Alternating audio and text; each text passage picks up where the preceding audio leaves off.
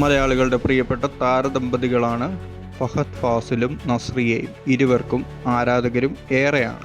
Fahad ഫാസിലിൻ്റെ social മീഡിയയിൽ സജീവമല്ലെങ്കിലും Nazriya social മീഡിയയിൽ സജീവമാണ്. എല്ലാ വിശേഷങ്ങളും താരം ആരാധകരുമായി പങ്കുവെക്കാറുണ്ട്.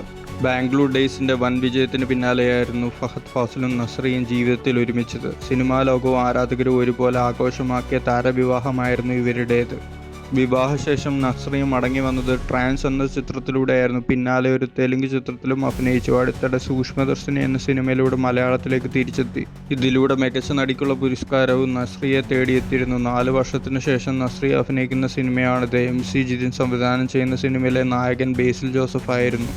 കഴിഞ്ഞ ദിവസം ഇൻസ്റ്റാഗ്രാമിൽ തീപിടിച്ച കുറിപ്പായിരുന്നു നസ്രിയ പങ്കുവച്ചിരുന്നത്. കുറച്ചു നാളുകളായി വൈകാര്യമായും വ്യക്തിപരമായ പ്രശ്നങ്ങളിലൂടെയാണ് താൻ കടന്നു പോകുന്നതെന്നും അതിനാലാണ് സോഷ്യൽ മീഡിയയിൽ താൻ ആക്റ്റീവ് അല്ലാതിരുന്നെന്നുമാണ് നസ്രിയ അറിയിച്ചത്.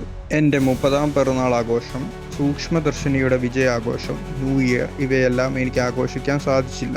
ഇത്രയും ദിവസം പ്രതികരിക്കാതിരുന്നതും എൻ്റെ സുഹൃത്തുക്കളുടെ ഫോൺ വിളികൾക്കും മെസ്സേജുകൾക്കും മറുപടി പറയാതിരുന്നതിനും ക്ഷമ ചോദിച്ചുകൊണ്ടായിരുന്നു നടിയുടെ കുറിപ്പ്. ഇതോടെ ആരാധകർക്കിടയിലെല്ലാം വലിയ ഞെട്ടലായിരുന്നു. എന്താണ് പ്രിയതാരത്തിന് സംഭവിച്ചതെന്ന് അറിയാത്ത സങ്കടവും പുതിയ കുറിപ്പ് സംബന്ധിച്ചുള്ള ആശങ്കകളുമെല്ലാം ആരാധകർ കമൻറ്റിലൂടെ അറിയിക്കുന്നു. ഇപ്പോഴിതാ ഇത്തരത്തിലുള്ള ചില കമൻറ്റുകളും ശ്രദ്ധിക്കപ്പെടുന്നത്. മറ്റ് സെലിബ്രിറ്റികളെ പോലെ ഒരിക്കലും ഡിവോഴ്സ് പ്രഖ്യാപിക്കില്ല. ശരിക്കും കുറിപ്പ് കണ്ടപ്പോൾ വലിയ ആശങ്ക തോന്നി. ഞാൻ ശരിക്കും കരുതിയത് ഡിവോഴ്സ് അനൗൺസ്മെൻ്റ് ആണെന്നാണ്.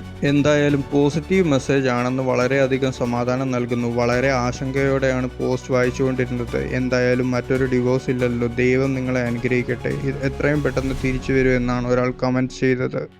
എന്നാൽ ഡിവോഴ്സ് ആണെങ്കിൽ തന്നെ എന്തിനാണ് ഇത്ര വിഷയമാക്കുന്നത് എന്നാണ് ചിലർ ഈ കമൻറ്റിന് താഴെ മറുപടി നൽകുന്നത്. വർക്കാവാത്ത ബന്ധങ്ങളിൽ പിടിച്ചു നിൽക്കുന്നതിനേക്കാൾ വളരെ നല്ലതാണ് അതിൽ നിന്നും പുറത്തു കടക്കുന്നത് എന്നായിരുന്നു ഒരാൾ മറുപടിയായി കുറിച്ചത്.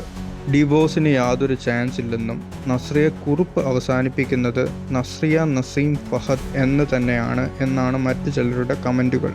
എന്തായാലും രണ്ടുപേരോടും സ്നേഹം മാത്രമാണെന്നും എത്രയും വേഗം നസ്രിയയ്ക്ക് തൻ്റെ ബുദ്ധിമുട്ടുകളെ തരണം ചെയ്ത് മുന്നോട്ട് വരാൻ കഴിയട്ടെ എന്നും പലരും കുറിച്ചു.